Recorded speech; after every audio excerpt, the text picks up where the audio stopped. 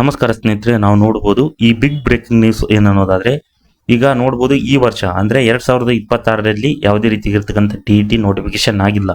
ಹಾಗಾಗಿ ಕೆಲವೇ ದಿನಗಳಲ್ಲಿ TET ನೋಟಿಫಿಕೇಶನ್ ಆಗುತ್ತೆ.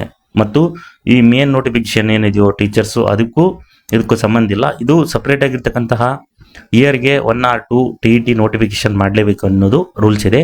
ಹಾಗಾಗಿ ವರ್ಷಕ್ಕೆ ಒಂದು ಸಲ ಆದರೂ TET ನೋಟಿಫಿಕೇಶನ್ ಆಗಲೇಬೇಕು. ಹಾಗಾಗಿ ನೋಡ್ಬೋದು, ಈಗ ಸುಪ್ರೀಂ ಕೋರ್ಟ್ ಆದೇಶದಂತೆ 1 to 8ವರೆಗಿನ ಶಿಕ್ಷಕರಾಗಲು ಪ್ರಮುಖವಾಗಿ TET ಕಡ್ಡಾಯವಾಗಿದೆ. ಸೊ ಮುಂದಿನ ದಿನಗಳಲ್ಲಿಯೂ ಕೂಡ TET ಒಂದು ಪ್ರಮುಖವಾಗಿರ್ತಕ್ಕಂತಹ ಒಂದು ಎಲಿಜಿಬಿಲಿಟಿ ಟೆಸ್ಟ್ ಬೇಕಾಗುತ್ತೆ ಶಿಕ್ಷಕರ ನೇಮಕಾತಿಯಲ್ಲಿ.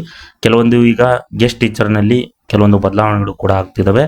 ಸೊ TET ಕಂಪಲ್ಸರಿ ಅನ್ನೋದು ಬಹಳ ಪ್ರಮುಖವಾಗಿರ್ತಕ್ಕಂಥದ್ದು.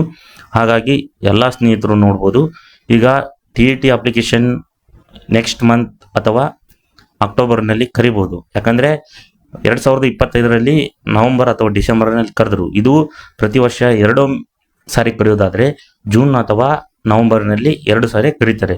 ಸೊ ಈಗ ಮುಂದಿನ ಹಂತದಲ್ಲಿ ಹೇಳ್ಬೇಕು ಅನ್ನೋದಾದರೆ, ಸೊ ಇದು ಜುಲೈ ತಿಂಗಳು, ಸೊ ಆಗಸ್ಟು ಅಥವಾ ಅಕ್ಟೋಬರ್ ತಿಂಗಳಲ್ಲಿ TET ನೋಟಿಫಿಕೇಶನ್ ಆಗುತ್ತೆ. ಸೊ ಯಾರ್ಯಾರು ಈಗ BEd ಫಸ್ಟ್ ಇಯರ್ ಅಥವಾ BEd ಕಂಪ್ಲೀಟ್ ಆಗಿ ಇದ್ರು, ಸೊ ಅವರಷ್ಟು TET ಪಾಸ್ ಮಾಡ್ಕೊಳ್ಳಿ. ಮತ್ತು ಇನ್ನು ಯಾರು TET ಪಾಸ್ ಮಾಡ್ಕೊಂಡ್ರೆ ಸೊ ಫ್ಯೂಚರ್ನಲ್ಲಿ ನಿಮಗೆ ಶಿಕ್ಷಕರ ನೇಮಕಾತಿ ಅಪ್ಲಿಕೇಶನ್ ಹಾಕಲು ಇದು ಪ್ರಮುಖವಾಗಿರ್ತಕ್ಕಂತಹ ಒಂದು ಕ್ವಾಲಿಫಿಕೇಷನ್ ಇರುತ್ತೆ. ಈಗ TET ನೋಡ್ಬೋದು, 150 ಅಂಕಗಳಿಗೆ ನೆಗೆಟಿವ್ ಮಾರ್ಕ್ಸ್ ಇರೋದಿಲ್ಲ. ಓನ್ಲಿ ಏನಪ್ಪ ಅನ್ನೋದಾದರೆ 150 ಅಂಕಗಳಿಗೆ ನೀವೆಷ್ಟು ಮಾರ್ಕ್ಸನ್ನು ಹಾಕ್ತಿರೋ, ಸೊ OMR ಸೀಟ್ನಲ್ಲಿ ಸೊ ಅಷ್ಟು ಮಾರ್ಕ್ಸು. 90 ಮಾರ್ಕ್ಸ್ ಏನಾದರೂ ಅಂದರೆ 90 ಮಾರ್ಕ್ಸ್ ತೊಗೊಂಡ್ರೆ ನೀವು ಎಲಿಜಿಬಲ್ ಆಗ್ತೀರಾ. ಸೊ ಅಲ್ಲಿ ಕಾಸ್ಟ್ ವೈಸು ಕೆಲವೊಬ್ಬರು ಕ್ಯಾಟಗರಿ 1 SC STಗೆ 83 ಅವ್ರಿಗಿನ ಏನಂದರೆ ಕಟಾಪ್ ಬರುತ್ತೆ. ಮತ್ತು ಸೆಂಟ್ರಲ್ ಗೌರ್ಮೆಂಟಿಂದು CTETನೂ ಕೂಡ ಬಿಟ್ಟಿದ್ದಾರೆ. ಸೊ ಅದು ಎಕ್ಸಾಮ್ ಅನೌನ್ಸ್ ಆಗೋದೆ, ಸೊ ಅವಾಗ ಬರೀರಿ. ಸೊ ಈಗ ಶಿಕ್ಷಕರ ನೇಮಕಾತಿಗೆ ಏನಾದರೂ ಇದರೊಳಗೆ ಏನಾದರೂ ನೋಟಿಫಿಕೇಶನ್ ಏನಾದರೂ ಕರೆದು ನಾವು ಮೇನ್ CET ಮಾಡ್ತೀವಿ ಅನ್ನೋದಾದರೆ, ಸೊ ಇದೊಂದು ಉದಾಹರಣೆ ಅಷ್ಟೇ. ಸೊ ಹಾಗಾಗಿ ನಿಮಗೆ ಒಂದು CET ಬರೆಯಲು ಅನುಕೂಲ ಸಿಗುತ್ತೆ.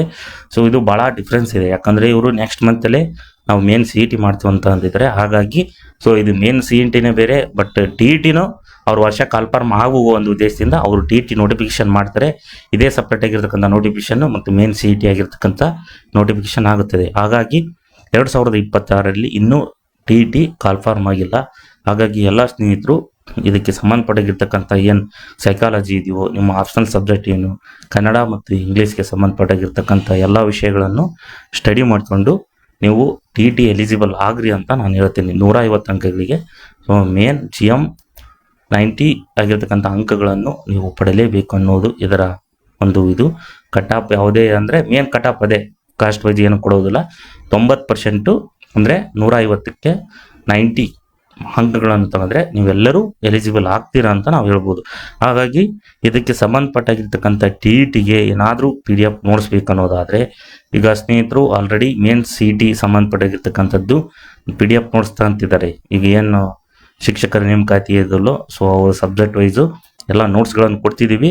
ಸೊ TETಗೆ ಆಯ್ತು, ಮೇನ್ CETಗೆ ಆಯ್ತು, ಯಾವುದಾದ್ರೂ ನಿಮಗೆ PDF ನೋಟ್ಸ್ ಬೇಕನ್ನೋದಾದರೆ, ಸೊ ಈ ನಂಬರಿಗೆ ಶೋ ಆಗ್ತಿದ್ದಿಲ್ಲ, ಆ ನಂಬರಿಗೆ ನೀವು ವಾಟ್ಸಪ್ ಮಾಡುವ ಮುಖಾಂತರ PDF ನೋಟ್ಸ್ಗಳನ್ನು ಪಡಿಬೋದು. ಕೇವಲ 100 ರೂಪೀಸ್ಗೆ ನಿಮಗೆ ಸಮಗ್ರವಾಗಿರ್ತಕ್ಕಂಥ ನೋಟ್ಸ್ಗಳನ್ನು ಹಾಕ್ತಿದ್ದೀವಿ ಅಂತ ಹೇಳಿ ನಾನು ಈ ತರಗತಿಯನ್ನು ಮುಗಿಸ್ತಿದ್ದೀನಿ. ಎಲ್ಲರಿಗೂ ಧನ್ಯವಾದಗಳು.